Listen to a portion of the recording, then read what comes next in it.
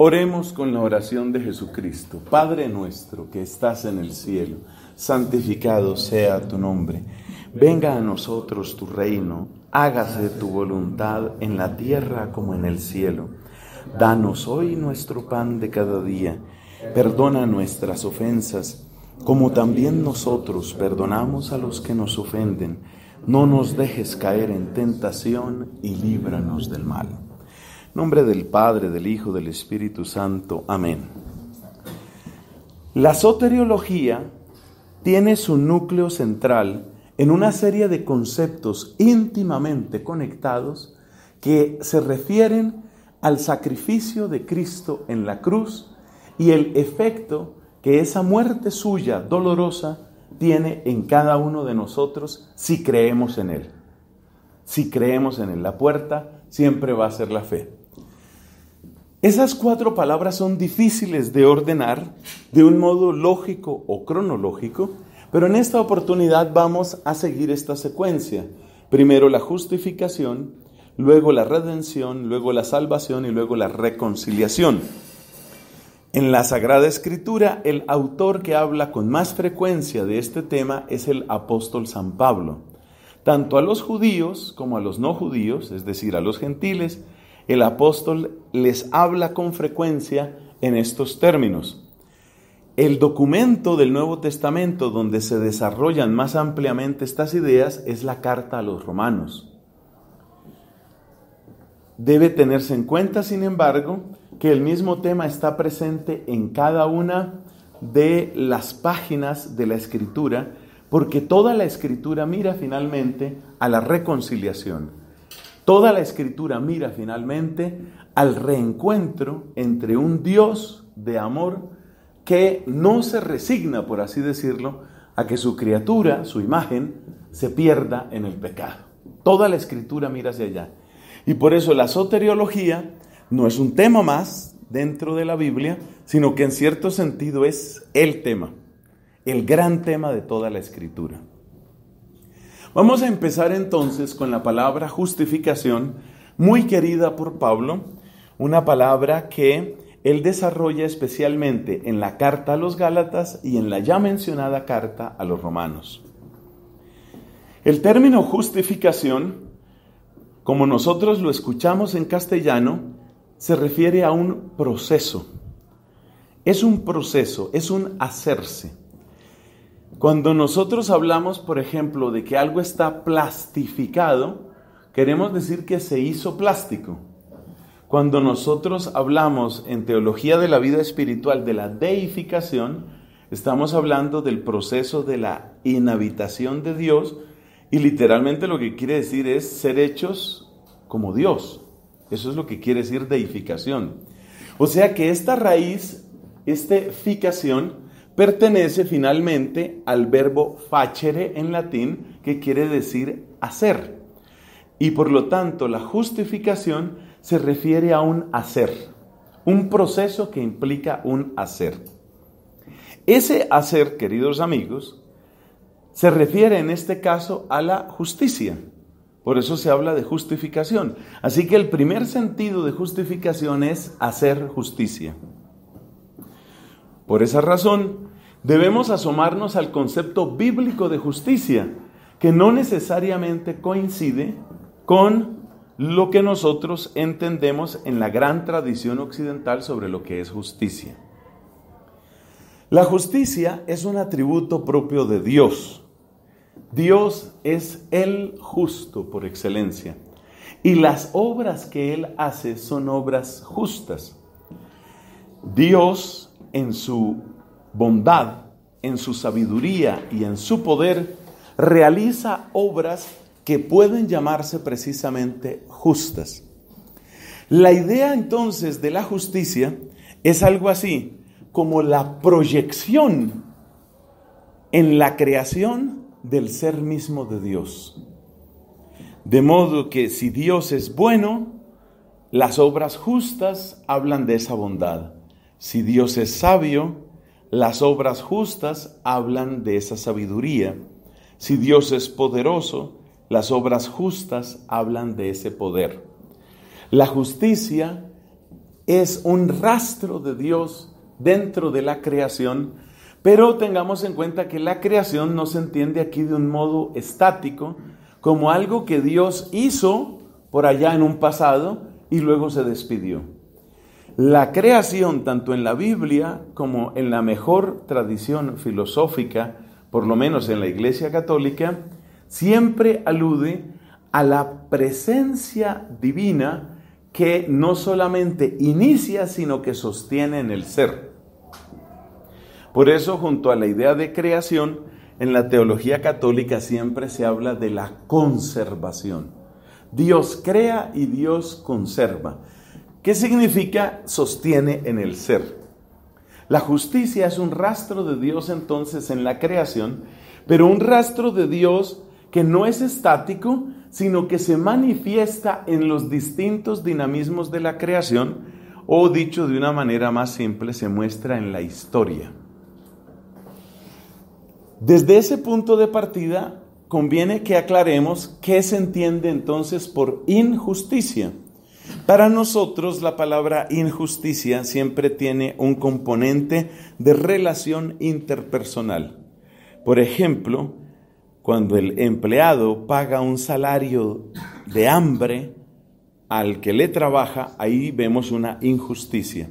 En la Biblia el concepto es mucho más amplio, porque la injusticia va a consistir en apartarse, se entiende que voluntariamente, apartarse del plan de Dios, apartarse de ese querer divino, en donde está la armonía, la belleza, la gloria. El plan de Dios irradia su gloria, muestra su gloria. Por eso hay una expresión hebrea muy bonita que se traduce como da gloria a Dios. Cuando se le pide a una persona, cuando se le exige a una persona que diga lo que es cierto, lo que es verdadero, se le dice da gloria a Dios. Con la clara conciencia de que decir la verdad, decir lo que es justo, es dar la gloria a Dios. Entonces, la injusticia consiste en ese apartarse del plan de Dios. ¿A qué llamamos apartarse del plan de Dios? Incluye muchas ideas. Incluye, por ejemplo, la idea de desobediencia. Dios le ordena a su pueblo, no tengan ídolos. Pero el pueblo se siente a menudo tentado por acudir a los cultos de los países y de los reinos vecinos. Entonces buscan a Moloch, buscan a Aserá, buscan a Astarte y sobre todo buscan a los Baales. Al dar culto a los Baales para obtener la felicidad, para obtener la seguridad, para obtener la fecundidad, están apartándose del querer de Dios. Dios les ha dicho algo y ellos han desobedecido. Entonces la injusticia queda ahí configurada como una desobediencia. Es una desobediencia, se han apartado de ese querer de Dios. Pero de inmediato nos damos cuenta que el querer de Dios es una voluntad marcada por el amor y marcada por el deseo del bien. Y por eso nadie se aleja impunemente del plan de Dios. Si Dios ha querido un bien para nosotros y nosotros desobedecemos ese bien, entonces la injusticia, el apartarse de la justicia divina, necesariamente contiene la semilla de unas consecuencias que van a ser negativas, que van a ser dañinas. Por ejemplo, si yo he diseñado un esfero para escribir y quiero utilizar ese esfero para forzar una puerta, seguramente voy a dañar mi esfero, dañar mi lapicero. No está hecho para eso. Entonces, la idea del pecado es al mismo tiempo la idea de una transgresión y la idea de un daño propio. Este concepto es difícil de captar a veces, pero cuando uno lo entiende, realmente creo que avanza mucho. El pecado no es simplemente una transgresión. La mayor parte de la gente mira el pecado como transgresión, es decir, incumplimiento o ruptura o desobediencia a una ley. En este caso no estamos hablando de cualquier ley, ni de cualquier voluntad, ni de cualquier palabra. Estamos hablando de la palabra soberana, sabia y bondadosa de Dios. Apartarse de esa palabra sabia, bondadosa, poderosa, necesariamente va a traer consecuencias. Y las consecuencias significan un daño contra ese mismo ser. El esfero que quiere convertirse en palanca para abrir la puerta, se daña a sí mismo. Por eso, el castigo es algo que está implícito, oiga eso, es algo que está implícito en la transgresión. El castigo no es algo añadido por Dios como consecuencia de la transgresión, sino que el castigo está implícito, es nativo, es propio de la transgresión. Si un esfero pudiera pensar y tomar decisiones por sí mismo, y si ese esfero tomara la decisión de yo voy a ser palanca para abrir una puerta, al tomar la decisión de ser palanca para abrir la puerta, ese esfero se está dañando a sí mismo. El que diseñó el esfero, por ejemplo, usted diseñó el esfero, el diseñador del esfero no tiene que infligirle un castigo adicional al hecho de que si este esfero escogió ser palanca, se dañó a sí mismo. Entonces, el castigo no es una decisión posterior a la transgresión, sino que el castigo está implícito, está en semilla dentro de la misma transgresión. Entonces, ¿la injusticia qué es? La injusticia es básicamente una desobediencia, pero una desobediencia que no puede renunciar a sus propias consecuencias. Supongamos que usted dice, voy a vivir solamente de la luz del sol y de la respiración profunda. Eso existe, esa manera de pensar se llama respiracionismo. Y ya son varias las personas que han muerto por la práctica del respiracionismo. Entonces usted dice, no voy a comer más. Yo puedo absorber la energía del sol y puedo absorber la energía del aire. Algo así como me voy a volver planta. Yo voy a absorber la energía del sol y del aire. No necesito nada más. La persona que toma esa decisión se parece mucho al ejemplo del esfero. Usted toma su decisión, pero usted está, en primer lugar, en guerra contra usted mismo. Y aquí viene un gran principio teológico que la Biblia lo enuncia de distintas maneras. No se puede entrar en guerra contra Dios sin entrar en guerra contra uno mismo. Esa guerra contra Dios, en forma de desobediencia, significa que aquello que era mi bien, ahora está distante de mí. Para mí lo bueno es estar junto a Dios, dice el Salmo, hacer del Señor mi refugio. Para mí lo bueno es estar junto a Dios. Si me alejo de Dios, automáticamente me alejo de mi bien. Entonces, el castigo no es posterior a la transgresión, ese dato es muy importante. Y el otro dato muy importante es que no puedo pelear contra Dios sin hacerme daño a mí mismo. Entonces, la injusticia al mismo tiempo rompe la relación del hombre con Dios, pero rompe también la posibilidad de la plena realización del ser humano. Rompe esa relación. Esa es la injusticia. Una vez que se ha cometido la injusticia, uno de inmediato se pregunta cómo se puede rehacer la justicia.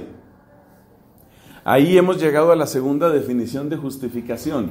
Justificación no es simplemente hacer justicia, sino rehacer la justicia. Porque solo se habla de justificación cuando el orden de la justicia se ha roto. Entonces, ¿cómo se puede rehacer la justicia? Esa pregunta no es tan fácil de responder. Si uno lo piensa, el apartarse de Dios supone una desobediencia. Esa desobediencia se ha producido porque se ha buscado un bien parcial por encima del bien absoluto, máximo, perfecto, que es Dios. Se ha preferido un bien parcial. ¿Qué hará que yo renuncie a ese bien parcial y que me vuelva con todo mi ser hacia Dios? Esa es una pregunta. Y luego la segunda pregunta, ¿qué pasa con el daño? Porque hemos dicho que toda transgresión incluye no como una adicional, sino por su propia naturaleza, toda transgresión contiene un daño. Entonces, el rehacer la justicia supone dos cosas. Supone el retorno a Dios, pero también supone la reparación del daño. En la teología clásica están ahí las dos dimensiones del pecado. El pecado, por una parte, es culpa y por otra parte es pena. Tiene esas dos dimensiones. La dimensión de la culpa es el torcimiento de la voluntad que, como decía San Agustín, le dio la espalda a Dios para buscar a las criaturas. Aversio a Deo et conversio ad creaturas, dice San Agustín. Esa es la parte de la culpa. Por consiguiente, reparar la culpa, ¿qué es? Pues será aversio a creaturis et conversio ad Deum. Entonces ahora voy a dejar las criaturas y me voy a volver hacia Dios. Supongamos que el ser humano pudiera hacer eso, que luego vamos a ver por qué es tan difícil hacer eso. Supongamos que el ser humano pudiera hacer eso, es decir, pudiera reparar por sí mismo la culpa.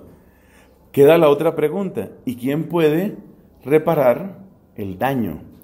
Porque el daño no es un decreto posterior a la transgresión, sino la consecuencia que brota de la transgresión misma. Y usted acuérdese siempre del esfero que quiso ser palanca. ¿Cómo puede el esfero? Supongamos que el esfero, después de partir su punta y de doblarse, dice, me equivoqué.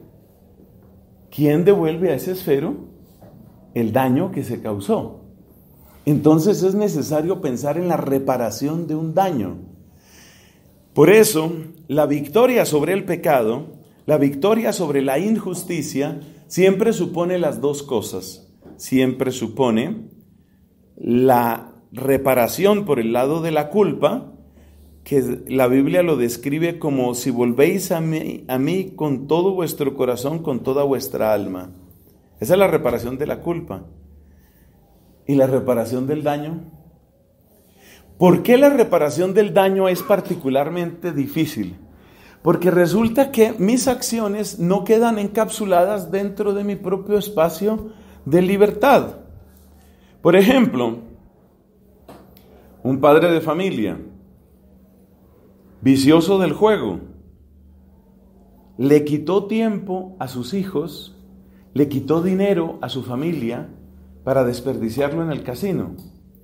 Supongamos que ese hombre se da cuenta de su error y vuelve con todo su corazón a una vida libre del vicio del juego. Eso no devuelve automáticamente los años de amor y de atención que les debía haber dado a los hijos. Eso no devuelve automáticamente el daño causado por la falta de dinero. Si, por ejemplo, durante semanas esos hijos tuvieron que ir a la escuela mal alimentados, el hecho de que ahora el papá dejó de gastar el dinero en el casino no les devuelve los desayunos pésimos que tuvieron que soportar en otra época. Entonces aquí vamos llegando a un tema muy importante, y es que la justificación es algo que escapa al ser humano. El ser humano no tiene la capacidad de justificar porque no puede controlar las miles y miles de consecuencias. Voy a utilizar una frase que puede ser útil: las cadenas de consecuencias de sus actos. Usted hizo algo malo que repercutió en otra persona, que produjo otra cosa. ¿Cómo puede usted restaurar lo que usted ha dañado? Entonces, la injusticia, que ya la identificamos plenamente con el concepto bíblico de pecado, la injusticia no tiene propiamente una reparación. No hay una reparación para la injusticia. ¿Por qué? Porque la reparación del daño es imposible. La reparación de la culpa es posible. Aquí viene un tema muy bello de teología que toca el Tratado de los Ángeles y la antropología teológica. ¿Qué es lo que puede hacer que usted cambie? Es decir, que usted, que le dio la espalda a Dios, ahora se vuelva hacia Dios. Es evidente que para que usted tenga eso que se llama conversión, para que usted tenga eso, tiene que llegar a su conocimiento, tiene que llegar algo. Tiene que llegar, vamos a plantearlo de esta manera, información nueva. Hay una historia muy conmovedora que he contado varias veces en otro contexto, en el contexto de misiones y retiros y cosas de esas que uno hace.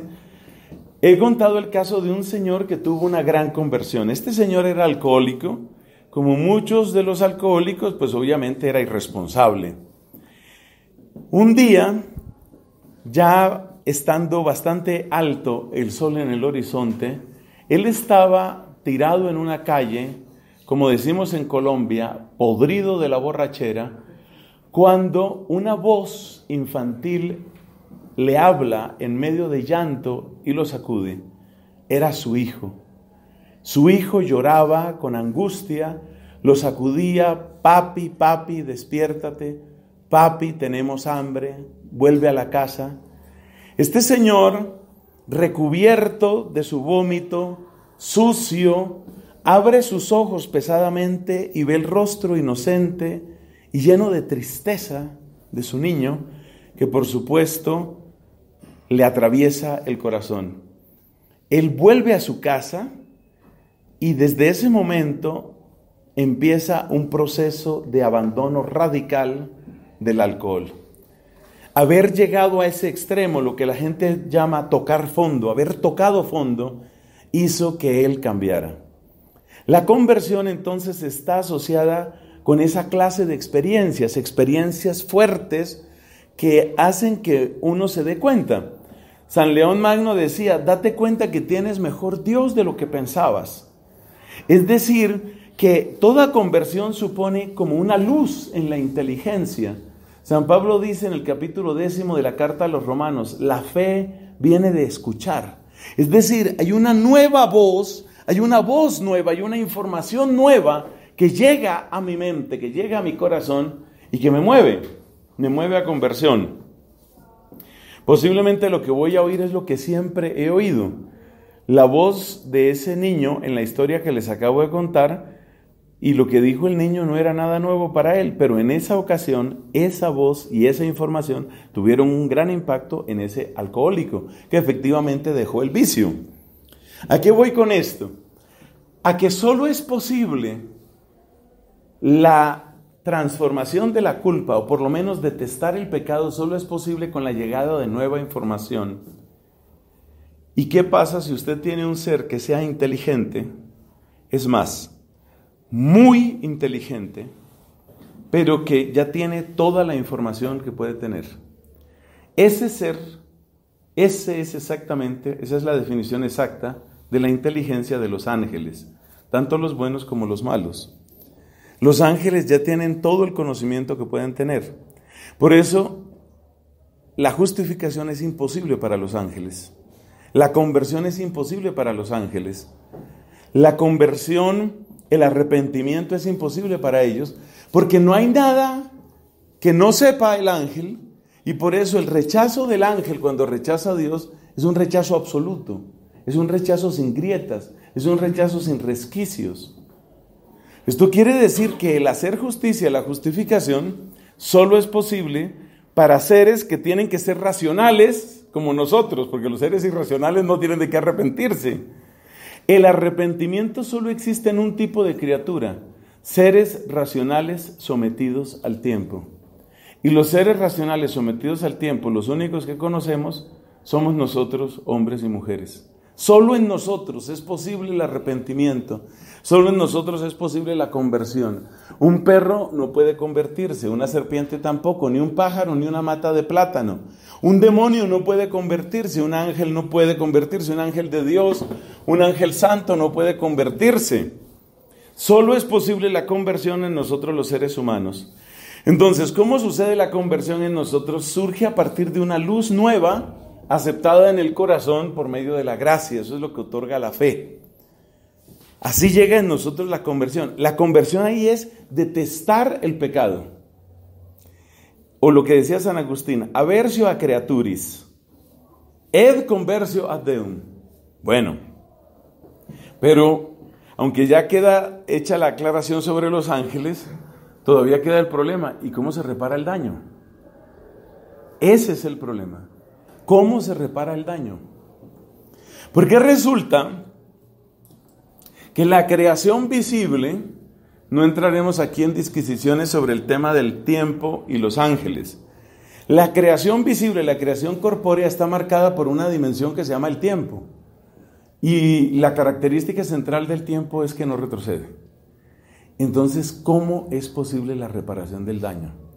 La respuesta es que si entendemos como reparación del daño una situación equivalente a que no hubiera sucedido lo que sí sucedió, esa reparación no existe. Lo que sucedió, sucedió. Así como decía hermosamente un sacerdote en su predicación, así como las llagas de Cristo están y estarán con Él por toda la eternidad, y esas no se quitan nunca, así también las equivocaciones y los daños que hemos causado, las deficiencias que hemos causado, no se devuelven. No se devuelven, pero sí se reparan. Ahí está la parte interesante. No se devuelven, pero sí se reparan. Este tema tiene implicaciones pastorales interesantísimas, queridos amigos, porque fíjense que muchas personas cuando hablan del perdón, ¿qué es lo que dicen del perdón? Dicen que perdonar es lo mismo que olvidar. Perdonar es aquí no ha pasado nada. Bíblicamente no es exactamente eso. Aunque hay una expresión, ¿no? Ya no me acordaré más de sus delitos, dice el Señor, refiriéndose al perdón. Pero el sentido integral del perdón en la Biblia no es aquí no ha pasado nada. Lo que pasó, pasó. Lo que pasó, pasó. Entonces, ¿cómo puede entenderse la justificación? ¿Cómo puede entenderse el hacer justicia, dado que lo que pasó, pasó? Esto está tan profundamente grabado en el pueblo judío que para ellos la norma universal de que quien la hace la paga, esa norma es sin excepciones. Le voy a contar un caso que aparece ya en los libros de Samuel y de los Reyes. Usted buscará las citas apropiadas. Un pariente lejano del rey Saúl, un hombre llamado Semei, otros acentúan Semeí, cuando David asciende al trono y Absalón, hijo de David, empieza a perseguir a David, Semeí aprovecha esa coyuntura en la que David está humillado por el ataque de su propio hijo y llega el momento en el que David tiene que huir de Jerusalén. O sea, es una de las peores situaciones en la vida del rey David. En esas circunstancias, David saliendo de Jerusalén, iba por la cuesta del Monte de los Olivos cuando salió a su encuentro Semeí. Lo voy a acentuar así, Semeí. Y Semeí empezó a maldecir a David con las peores y más asquerosas palabras. Lo maldecía, lo insultaba, le tiraba piedras, le lanzaba tierra y le decía: esto te pasa, maldito, por haber atacado, por haber usurpado, es la palabra clave, por haber usurpado el trono.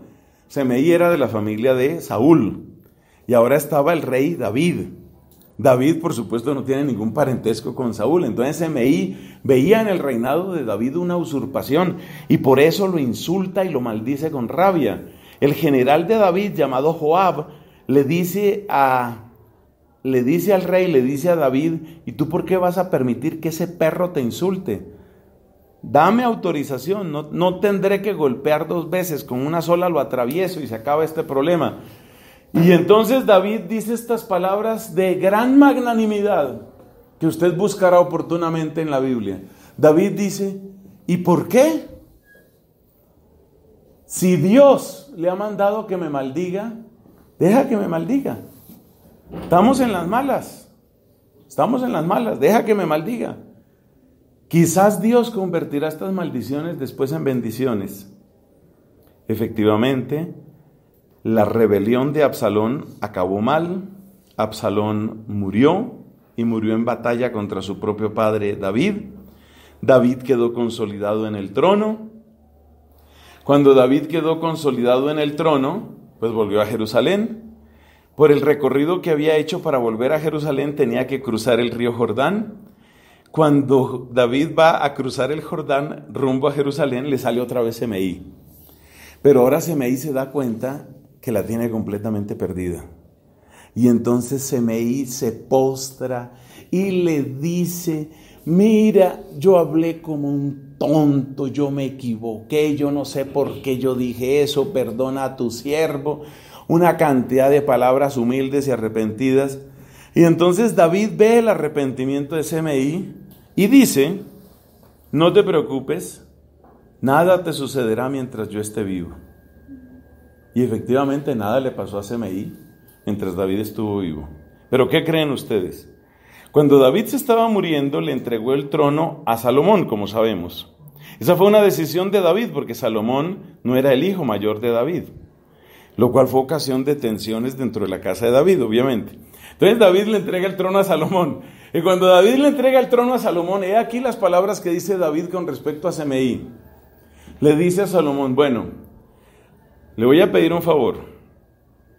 No permita usted una muerte tranquila para Semeí.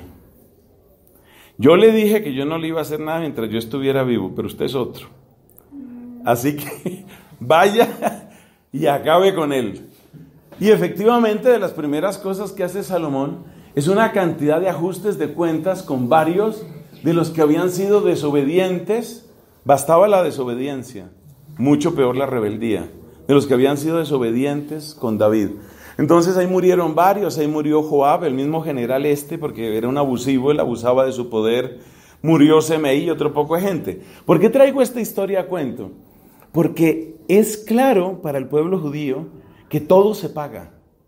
Ellos tienen tan claro esto porque para ellos que una cosa mala no se pague significa que se venció a Dios,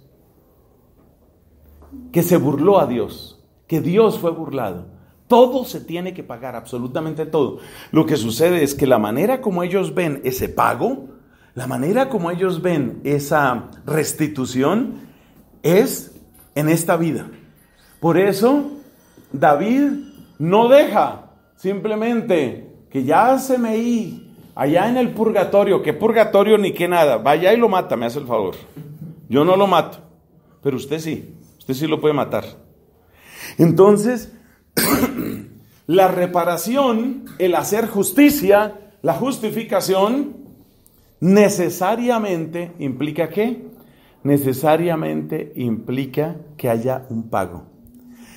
Pero el pago tampoco restituye. ¿En qué sentido? Piense usted esto. Una persona me robó. La persona me robó. Y esa persona que me robó me quitó el dinero con el que yo tenía que pagar una cuota en el banco. Como no tuve ese dinero a tiempo, me vi obligado a pagar unos intereses según el acuerdo que había. Luego aparece el que me robó y como Semeí, todo arrepentido, me dice: mire, yo cometí esa tontería, pero aquí está su plata. Usted se da cuenta que esa plata, aunque sea la misma plata que me robó, no restaura el daño. Porque la vergüenza, la angustia, el problema, los intereses, nada de eso queda restaurado. Por estas razones que les estoy diciendo, amigos queridos, por estas razones, el concepto de justificación es mucho más complejo de lo que uno cree. La razón por la que la justificación es compleja es porque el tiempo no tiene marcha atrás. Pero si el tiempo no tiene marcha atrás, entonces no es posible ninguna forma de justificación, porque ya vimos que el arrepentimiento sí es posible. Eso tiene que ver con la culpa.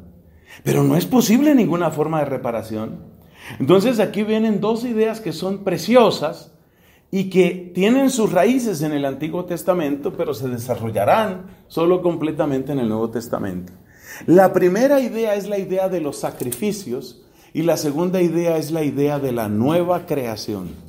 Esas dos ideas son muy importantes, son fundamentales en la teología de la justificación. ¿Por qué son necesarios los sacrificios? ¿Por qué son necesarios? Usted se da cuenta que hemos dicho algo. Todo pecado es una injusticia, toda injusticia en cuanto a apartarse del plan de Dios es pecado.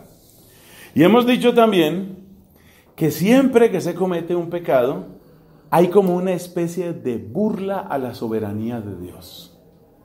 Todo pecado implica una ofensa contra la majestad y contra la gloria de Dios, porque la obra de Dios refleja quién es Dios. Se lo voy a plantear de esta manera. Piense usted en el mejor artista que usted haya conocido, digamos un pintor, tal vez un Leonardo da Vinci, tal vez un Miguel Ángel, un Rafael. Piense usted en el mejor artista que usted haya conocido. Y ese mejor artista está pintando los ojos del niño Jesús en su obra maestra. Pintando esos ojos tarda un mes, hasta tener el tono exacto, el brillo exacto. Cuando le faltan 2 días para acabar, un criminal entra, utiliza un poco de disolvente y daña la cara esa. Es evidente que el daño que ha producido es brutal, es evidente que ha echado a perder esa obra, pero sobre todo es evidente una cosa, que ya esa obra, así dañada, ya no habla del autor, porque el autor, el pintor, el genio, nunca hubiera hecho eso. Entonces, la creación es la gran obra de Dios, y la creación debe reflejar como en espejo purísimo quién es Dios. Y el pecado es un manchón asqueroso, es un manchón repugnante y hediondo que desdice de Dios.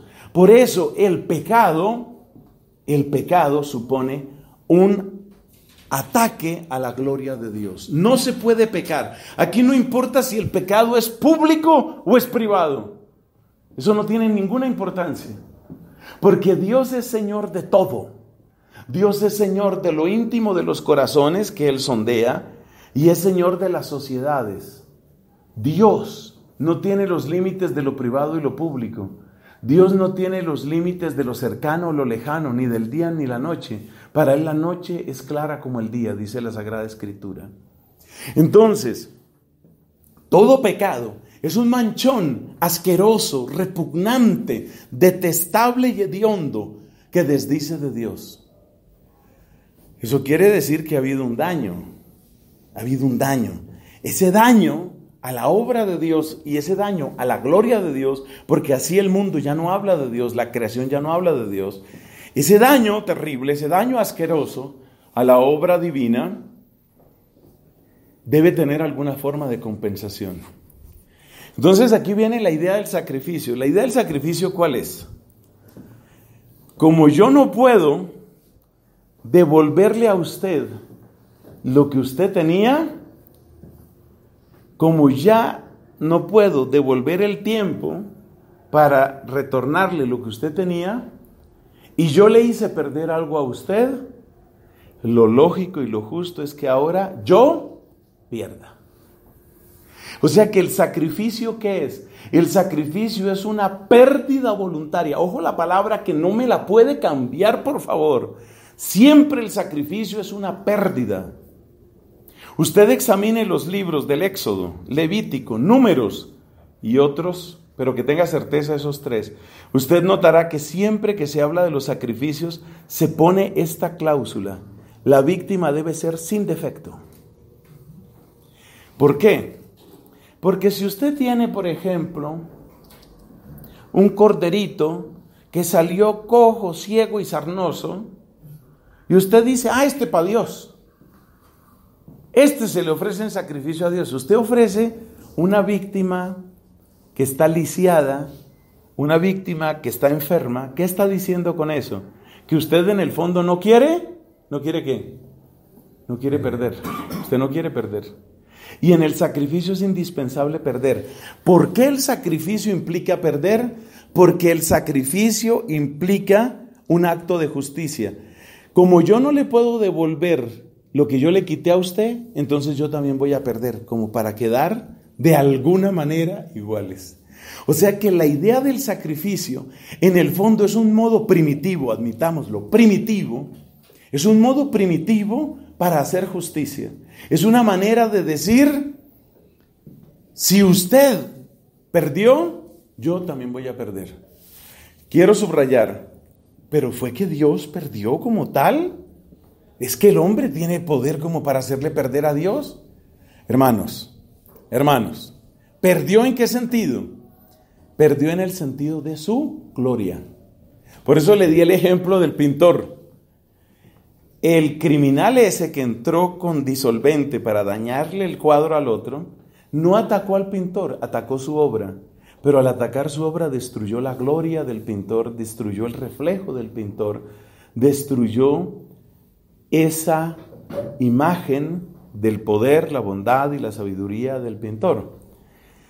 Entonces, como hemos atacado la gloria de Dios, como le hemos quitado la gloria a Dios, ¿ahora qué hay que hacer? Entonces viene la idea del sacrificio. ¿El sacrificio qué es? El sacrificio es una pérdida voluntaria que de alguna manera, de un modo primitivo, no se le olvide esa palabra, de un modo primitivo, inicial. Otros utilizan palabras más sofisticadas que yo procuro evitar, incoativo. ¿Ah? ¿Qué tal eso? Deberíamos dar la clase a veces así con ese lenguaje, de un modo incoativo, de un modo primitivo, inicial. ¿Qué es lo que estamos haciendo? Tratando de buscar justicia. Voy a hacer la comparación más infantil del mundo. Estaba yo jugando pelota frente a su casa. Tiré un balonazo y rompí el vidrio. Ese vidrio ya no se consigue. Entonces, ¿qué hago? Yo rompo también el vidrio en mi casa. A uno le puede parecer ridículo eso, pero es una manera de asumir las consecuencias. Es una manera de un modo primitivo, ya lo dije, lo he repetido, pero es un modo de tratar de hacer justicia. Yo te dañé, entonces yo también me voy a dañar. Por eso los sacrificios siempre tienen que ser de víctimas perfectas. Víctimas perfectas. Ese cordero. ¿Qué pasaba en el año del cordero, cabrito? ¿Qué pasaba en el año? Hombre, que el experto en ganadería sabe que cuando el animalito nace, todavía hay muchas posibilidades de que se muera. Hay muchas muertes súbitas. Todavía no ha mostrado su potencial, todavía no se sabe qué tanto va a crecer. Un año después, usted ve al cordero y usted dice, este promete, este animalito, este sí tiene. Es decir, está en ese momento en el que es más deseable, en ese momento en que es una promesa de riqueza, en ese momento en el que le da a usted la fortaleza de saber cuento con buenos elementos ahí. Entonces, ¿qué pasa? Que ofrecer ese cordero supone ¿un qué? Un dolor, una pérdida para usted. Por eso, todo sacerdote, nos dice la carta a los Hebreos, todo sacerdote ha sido puesto para ofrecer oblaciones y sacrificios. Y no hay sacerdocio sin oblaciones y sacrificios. Entonces, la idea fundamental del sacrificio, ¿cuál es? Ojo con esto, en Israel, la idea fundamental del sacrificio es una ofrenda voluntaria, una pérdida voluntaria que busca en la intención reparar el orden dañado de la justicia. Nunca se les va a olvidar la comparación que le dije al vidrio, que yo sé que es ridícula, pero tiene algo de lógica. Hombre, ya no, tenía usted un ventanal precioso, yo tengo otro ventanal precioso, de esos vidrios no vuelven a hacer. No es justo que yo le rompa su ventanal y yo me quede tranquilo, el mío también hay que ofrecerlo. Esa es la idea del sacrificio. Entonces el sacrificio en Israel siempre es una pérdida voluntaria que busca ese orden de la justicia. Junto a esa idea, que ya hemos dicho varias veces que es primitiva, surgen otras ideas. Existe el sacrificio de comunión. Existe la ofrenda voluntaria. Los sacrificios de comunión, las ofrendas voluntarias, ustedes se dan cuenta que son posteriores. ¿Por qué? Porque el primer sacrificio fue el Cordero Pascual. El primer sacrificio del pueblo de Israel como miembro de la alianza fue el Cordero Pascual. O sea que todos estos otros son derivados.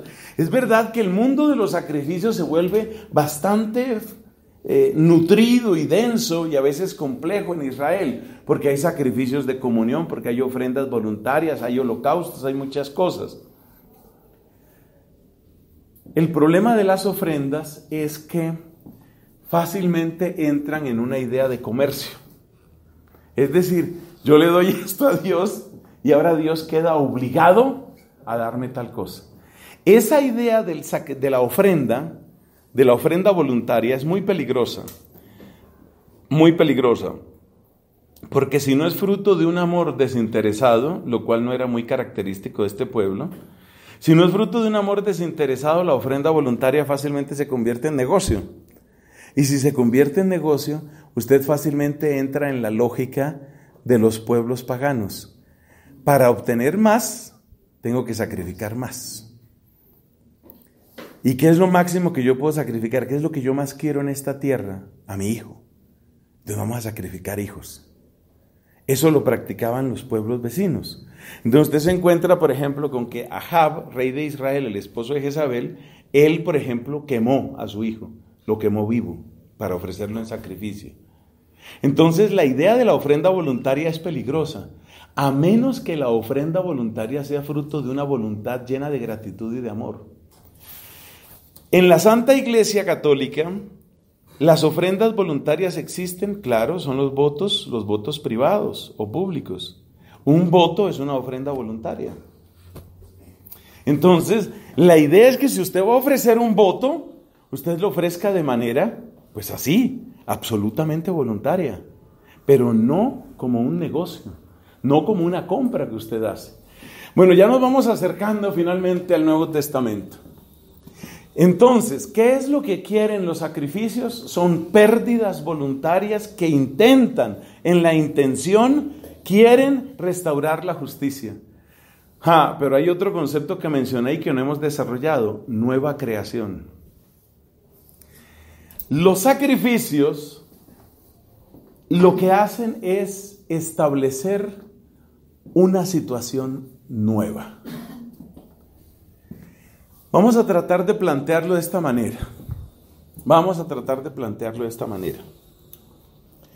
a suponer que el orden querido por Dios era esta línea.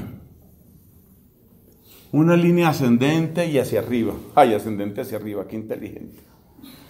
Una línea recta y ascendente, fue lo que quise decir. Ese era el orden querido por Dios. Pero sucede que yo, por ignorante, por idólatra, me salí de eso que Dios quería. Mi salida de esta línea vamos a representarla con unos puntos aquí. Esta fue mi desviación. Me salí de lo que Dios quería. No existe una manera de devolverme aquí, como si nada hubiera pasado. Eso no existe.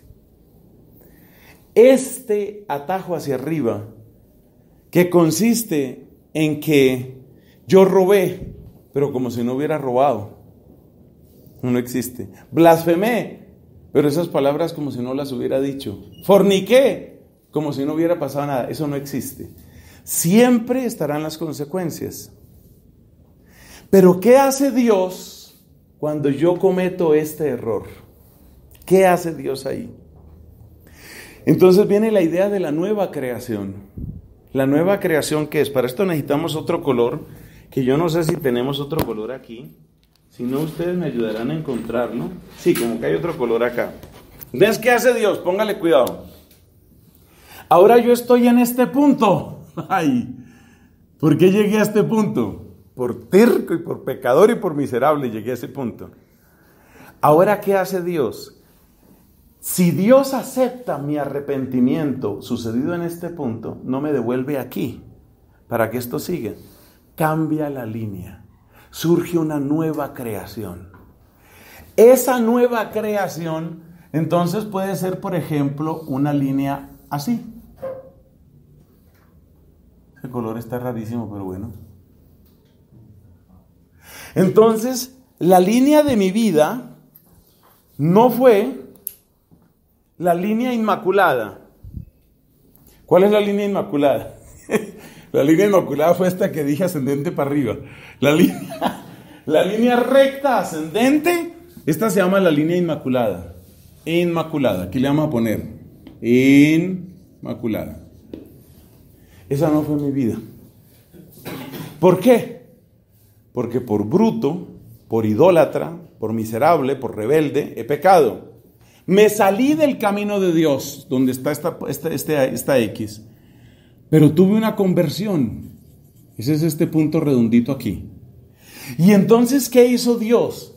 Ahora Dios no me devuelve a esta línea inmaculada, aunque puede tener algunos parecidos, porque ya esa línea ya no fue mi vida.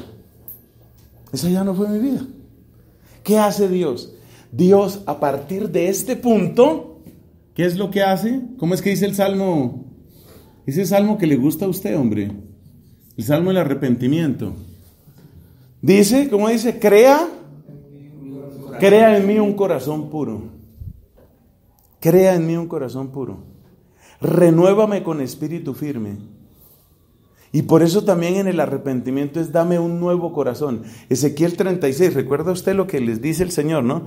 Os purificaré vuestros delitos, os daré un corazón nuevo y os infundiré un espíritu nuevo. Entonces, queda claro que lo que Dios hace no es como si nada hubiera pasado. Eso no es lo que Dios hace. Lo que Dios hace es una nueva creación. Entonces, la justificación, ya desde el Antiguo Testamento, la justificación incluye dos ideas claves. La idea de sacrificio y la idea de... Usted estaba atenta en otra época. La idea de sacrificio y la idea de nueva creación. Nueva creación. Es una nueva creación. Esto es muy importante porque resulta que el perdón humano funciona de la misma manera. Cuando ustedes hablen de perdón, sobre todo las familias, las parejas, esto pastoralmente a mí me ha servido. Ustedes no crean que esto se queda en teoría sobre un tablero. Esto le sirve a uno, pero demasiado en toda consejería, para que las personas se perdonen y para que puedan perdonar a otras personas. ¿Por qué? Porque ¿qué es lo que mantiene a las personas? Por ejemplo, las parejas, hablemos de las parejas. Se presentó una falla, usted me humilló, usted me insultó, usted me fue infiel, y vienen acusaciones de una y otra parte. Y la gente, ¿cuál es el perdón con el que sueña? ¿Cuál es el perdón en el que queda atrapada y encadenada su mente? Como si nada hubiera pasado. Entonces, yo tenía una realidad soñada, yo soñaba con que tú ibas a ser ese príncipe azul. Y resultó, no príncipe azul, sino viejo verde. Entonces, el cambio de color fue duro. La persona para perdonar, ¿qué se imagina? ¿Cómo volvemos a la relación inmaculada? Es que todo era tan bello, es que todo era tan bueno, es que nos queríamos tanto. Y entonces, a tratar de devolver... ¿Y con qué lucha la gente que le impide perdonar? Con ¿el qué? El recuerdo. Yo sí trato de perdonarla. Ella me falló, trato de perdonarla. O él me falló, trato de perdonarlo. Pero no puedo. ¿Por qué? Porque me estoy acordando. Pues no se acuerde más. Ya, olvídese de eso. No es tan fácil. Cosas sencillas se pueden, pero tienen que ser demasiado sencillas, demasiado leves, porque mucha gente tiene mucha memoria. Parece que hay un vínculo entre aquello de XX y más memoria, parece. ¿Por qué hay un vínculo? Porque el cerebro femenino está más conectado que el cerebro masculino. Entonces, para el cerebro femenino volverse a lo que sintió es mucho más sencillo que para nosotros. Entonces, es muy difícil proporcionalmente para la mujer el perdón por esa situación. Y entonces la mujer quiere volver a esto que no hubiera pasado, que, ay caramba, que no hubiera, que eso no hubiera sucedido, que no hubiera, no hay manera. Entonces la justificación, el hacer justicia, ¿qué significa en la Biblia? Significa dos cosas, sacrificio y nueva creación. ¿Por qué es necesario el sacrificio? Como una intención en la voluntad de restaurar el orden de la justicia que fue burlado, que fue dañado. ¿Y por qué es necesaria la nueva creación? Porque la condición temporal no desaparece, hermano, porque siempre va a estar ahí la nueva creación. Porque siempre va a estar ahí, la historia, el pasado siempre va a estar ahí. Entonces, ¿qué es lo que hace Dios? Dios no te lleva a donde ibas, te lleva a otro lugar. Ese otro lugar puede ser incluso mejor. Eso es exactamente lo que ha sucedido con nuestro Señor Jesucristo. Entonces, ¿de qué lugar salimos nosotros? Utilicemos la terminología bíblica. ¿De qué lugar salimos nosotros? Se llama Edén, se llama paraíso. La restauración no va a ser volver al Edén. La restauración va a ser irse para otra parte. Esa otra realidad, esa nueva realidad y condición tiene un nombre. ¿Se llama? Se llama el cielo. Se llama el cielo. Jesucristo solo utiliza la palabra paraíso una vez. Cuando no hay nada de paraíso.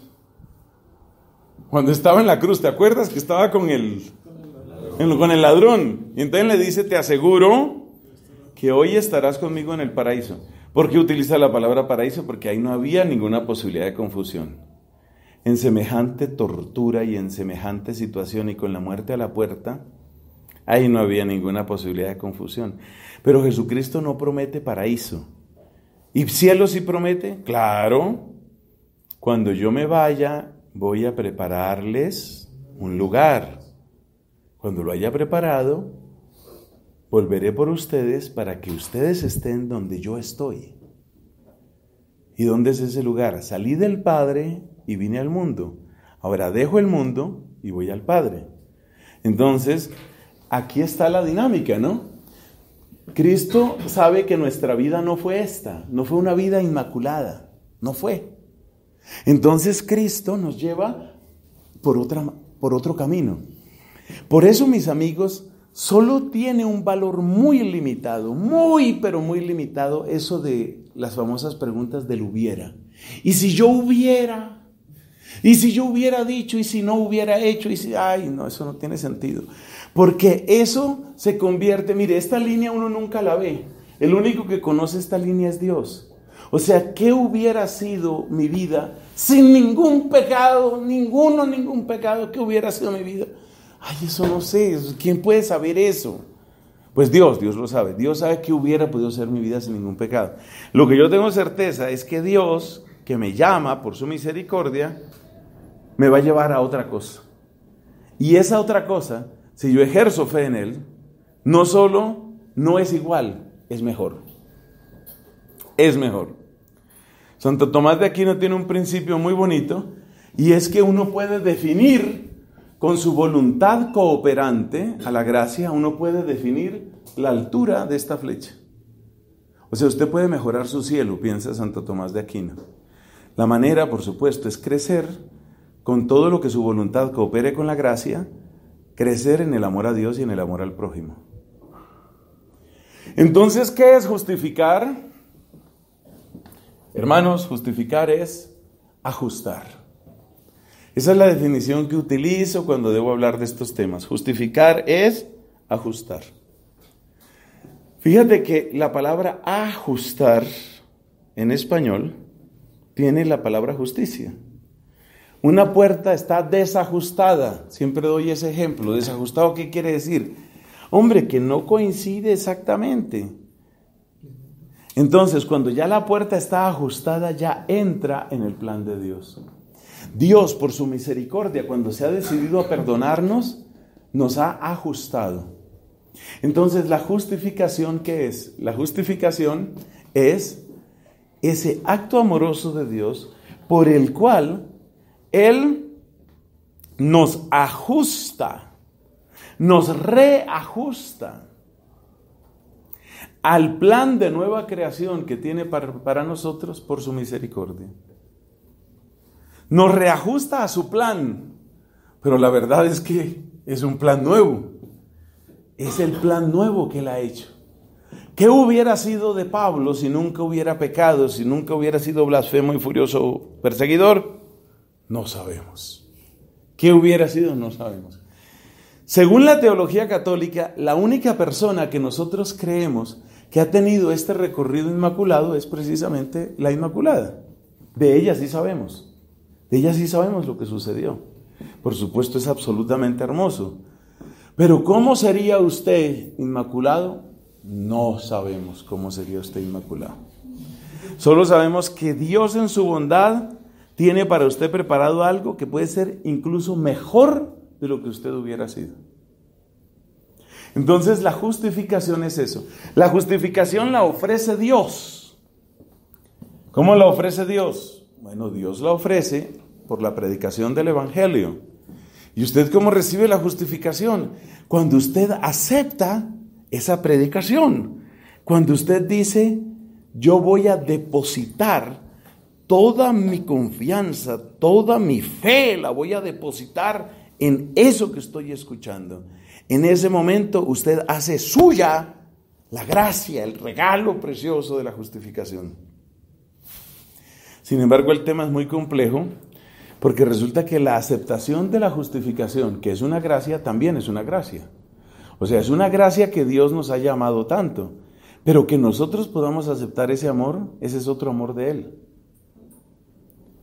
Por eso esa frase tan bonita, todo es gracia, porque es gracia que nos haya amado hasta perdonarnos y es gracia que nos dé la capacidad de responder a su amor que nos perdona. Las dos cosas son gracia.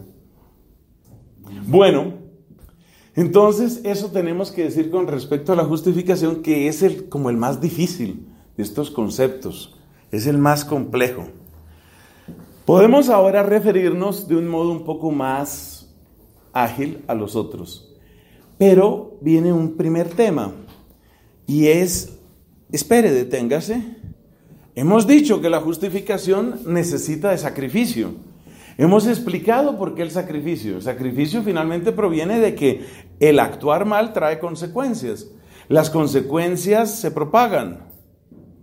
¿Cómo detiene usted las consecuencias? Es ahí donde aparece la bendita cruz de nuestro Señor Jesucristo. Entonces vamos a ver un momento qué es lo que tiene que ver precisamente con la redención. Por eso dice el apóstol San Pedro, habéis sido comprados a precio de sangre. Comprado es esto, redimido. Redimir viene de un verbo en latín que significa volver a comprar. Emere es comprar. Redimere es volver a comprar. Hemos sido comprados. Entonces viene la pregunta de cómo entra la cruz de Cristo dentro de esta justificación. Hermanos, la cruz de Cristo entra de tres maneras. Primer modo, la cruz de Cristo entra como freno a las consecuencias del pecado. Personalmente, creo que es la parte que más me conmueve. Sobre todo porque tiene un valor antropológico universal. Tengo por ahí el nombre de un filósofo que ha estudiado este tema desde el punto de vista puramente racional. Cómo el sufrimiento inocente tiene un valor para detener la violencia y cambiar el mundo. No referido a la Biblia, sino hablando en general. ¿Qué sucede? Cuando usted recibe una injusticia o maltrato, surge en usted una especie de necesidad de compensación o de justicia, pero ya no es la justicia con J mayúscula la de Dios, sino la justicia con J minúscula que es la suya. Y esa justicia con J minúscula es algo así como, yo no voy a ser tonto, yo no tengo por qué aguantarme esto.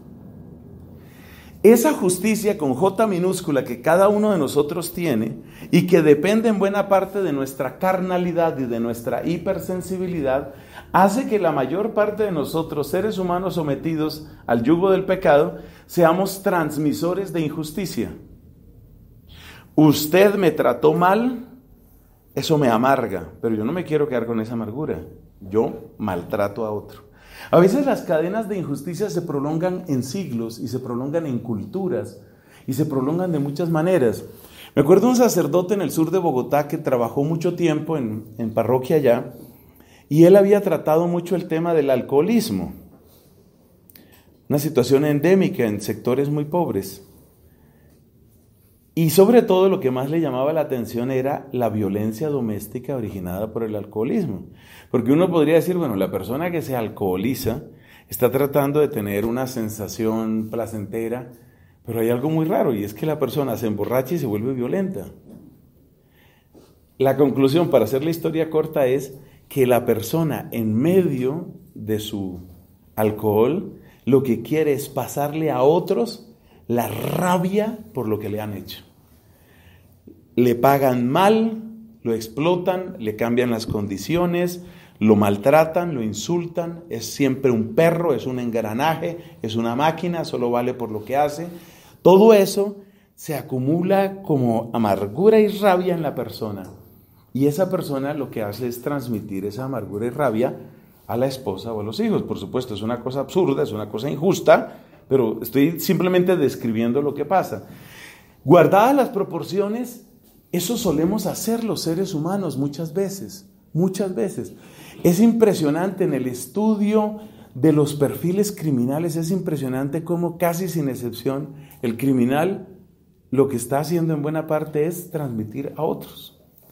Estaba leyendo ayer la historia de un joven que causó una matanza terrible en el sur de la Florida, hace como un año o una cosa parecida. Este joven se llamaba Nick. Y entonces este muchacho, resulta que mire la historia del abandonado por los papás biológicos, entonces fue adoptado por una familia que fue más o menos buena, pero esa familia se murieron ambos y empezaron estos dos muchachos, él y el hermanito, a dar tumbos en una cantidad de familias. Él tenía una rabia con el universo y su manera de desahogar la rabia con el universo es disparando. Entonces, la injusticia es un elemento importante. La injusticia engendra cadenas. Y esas cadenas de injusticia cada vez afectan a más personas, pero sobre todo afectan de un modo peor a los débiles, a los indefensos, a los excluidos, a los marginados. Son esos los que más sufren, porque son ellos los que menos pueden defenderse. Entonces aquella niña que llora de miedo cuando oye que entra dando patadas y lanzando gritos el papá a las 2, 3 de la mañana, esa niña en el fondo sabe que es el último eslabón de la cadena de violencia. Y cuando el papá empieza a insultarla y la golpea o cualquier otro tipo de cosa, ella ya no tiene a quién más pasarle ese dolor. Entonces, esta idea de la transmisión de la injusticia es una especie de maldición que recorre la tierra, porque uno se da cuenta que en la pasión de Cristo está este mismo fenómeno. Como han comentado varios, los soldados que golpearon a Cristo de esa manera tan salvaje era el tipo de soldado que no tenía nadie más con quien desquitarse. Muchos de estos soldados eran maltratados, no vamos a repetir aquí las vulgaridades, pero son todas las que usted se imagina, como los generales y como los centuriones romanos trataban a los soldados, casi siempre burlándose de la hombría de ellos, para tratar de producir machos agresivos. Entonces se burlaban de ellos y los trataban como si fueran mujeres, afeminados o cosas parecidas. Y el insulto era permanente y la humillación era permanente y el riesgo era permanente. Entonces, estos tipos que son los penúltimos depositarios de todo ese odio, le sueltan para que se diviertan, le sueltan a Cristo. A este sí lo pueden golpear. Eso le hace suponer a uno el volumen de violencia que soportó Jesucristo, porque Él estaba en ese momento siendo el último eslabón de la cadena. Pero el tema es que, como dice la Sagrada Escritura, en su pasión no profería amenazas. Es decir, el hecho de que Cristo haya soportado en la cruz significa efectivamente el final de la cadena de la violencia. Y ese es el primer valor salvífico de la cruz. La cruz es el final de la cadena de la violencia. En segundo lugar, la cruz es inmensamente valiosa por otro motivo. Y es que en la cruz tenemos la intención sacerdotal del que se sacrifica, del oferente. Es decir, la única razón para el padecimiento de Cristo, óigalo bien, la única razón para el padecimiento de Cristo es la obediencia y es el amor. Amor al Padre y amor a nosotros. Y esta única razón por la que Él padece para detener el mal en el mundo es una ofrenda que Él hace. A ver, la idea es muy sencilla. La idea es esta. Si usted es el que gasta la plata, usted verá cómo la gasta. Si usted es el que ama, usted verá para qué es ese amor. Y usted verá a quién ama. Y lo cierto del caso es que consta perfectamente que Jesucristo, en su pasión, tomó su propio amor como ofrenda por nosotros. ¿Eso dónde consta? Pues en los pasajes de la última cena. Este es mi cuerpo que será entregado por vosotros. Esta es mi sangre que será entregada por vosotros, será derramada por vosotros. Entonces, si usted es dueño de lo que usted gasta, y si usted es dueño de lo que usted ama, es evidente que el amor de Cristo tiene dueño. El amor de Cristo tiene dueño en el corazón de Cristo. Y el corazón de Cristo quiso. Eso no se lo puede quitar nadie. Eso no se lo puede quitar nadie. A Él le podían quitar la sangre, y se la quitaron. A Él le podían quitar la sangre, pero no le podían quitar la intención con la que quiso derramar esa sangre. Entonces, ahí está el valor de la cruz como intención. Si yo fuera usted, escribía esa frase que tiene algo casi de poético. A Cristo le podían quitar la sangre, pero no la intención por la que derramó la sangre. Y esa intención es una ofrenda, ¿cierto? Es una ofrenda que tiene un valor proporcionado al amor que le acompaña. La tercera razón por la que la cruz es fundamental es porque la razón de la cruz es el pecado. Entonces todos nosotros los pecadores, al acercarnos a la cruz, vemos nuestro pecado. Es decir, la cruz es el gran tablero en el que se muestra el pecado del mundo. Y ese gran tablero en el que se muestra el pecado es el mismo tablero en el que se muestra, como ya dijimos, la misericordia. Entonces, la cruz al mismo tiempo se ha ofrecido como sacrificio de reparación por la intención de Cristo. Gracias a la intención de Cristo se ha ofrecido como sacrificio de reparación, pero también se ofrece como ejemplo y fuerza para vencer al pecado. De manera que viendo la cruz, viendo lo que hace el pecado, uno tenga recurso interior, uno tenga fuerza para vencer el pecado. No solo el pecado pasado, sino también el pecado futuro. Entonces la cruz tiene un valor inmenso, un valor infinito por esas tres razones. Primero, porque es el final de la cadena de la violencia. Segundo, porque el oferente es dueño de su ofrenda y él quiso ofrecerla para perdón nuestro. Dijimos que toda justificación incluye sacrificio. Y tercero, porque en la cruz, como en un tablero, aparece toda la realidad del pecado y por consiguiente hay una fuerza peculiar que nos ayuda a evitar el pecado en el porvenir. Esa es la manera como nosotros hemos sido justificados por la cruz de Cristo. Teóricamente hubiéramos podido ser justificados de otra manera. Todos los autores convienen en decir que sí, porque no vamos a frenar la omnipotencia. Entonces, ¿qué es lo que hacen los que estudian esto? Por ejemplo, en Santo Tomás, ¿qué es lo que estudian? Más o menos, yo lo voy a decir así en un lenguaje popular porque ya tenemos que ir resumiendo. En un lenguaje popular, la respuesta es esta. Mire, Dios hubiera podido hacer muchas cosas, pero saca usted más provecho viendo lo que sí hizo que imaginando lo que no hizo. Es como si usted dijera, Dios podría hacer una flor de pétalos de 10 metros. Sí. Y esa flor sería bella, grande, perfumada y alimenticia. Sí, usted puede ponerse a imaginar cosas, pero ¿no le parece más bonito ver las flores que sí hizo? Y ver para qué sirven las flores que sí hizo.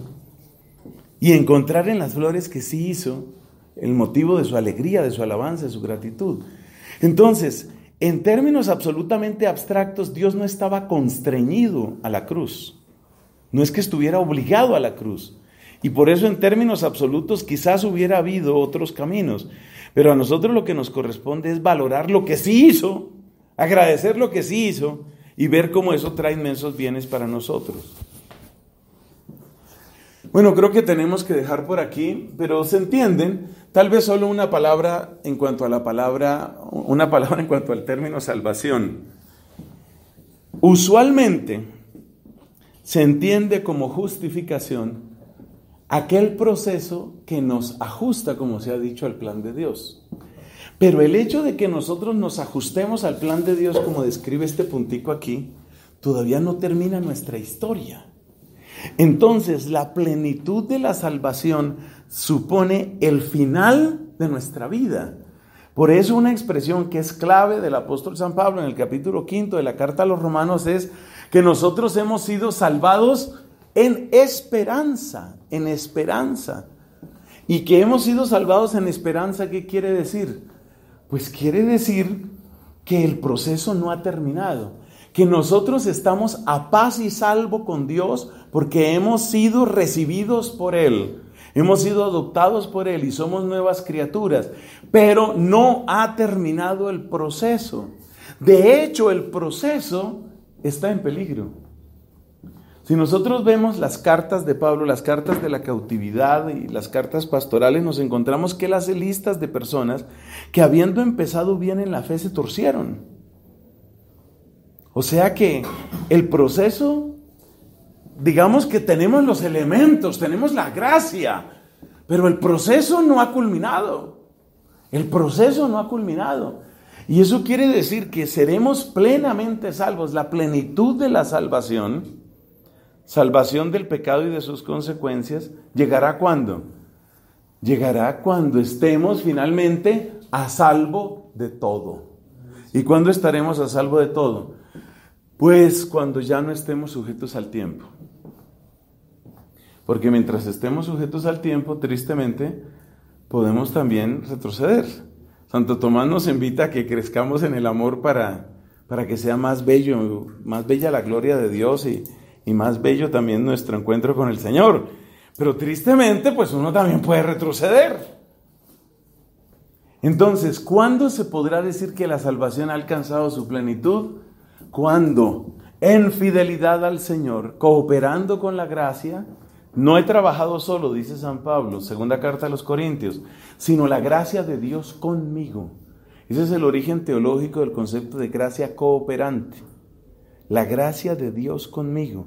Entonces, cooperando con la gracia, nosotros tenemos firme esperanza de ser plenamente salvos cuando termine el tiempo. ¿Cuándo termina el tiempo? Con la muerte. Llegando a la muerte, ya se acabaron las decisiones, ya se acabó todo lo que uno podía cambiar y en ese momento seremos plenamente salvos, plenamente reconciliados. Gloria al Padre, al Hijo y al Espíritu Santo. Como era en el principio, ahora y siempre, por los siglos de los siglos. Amén.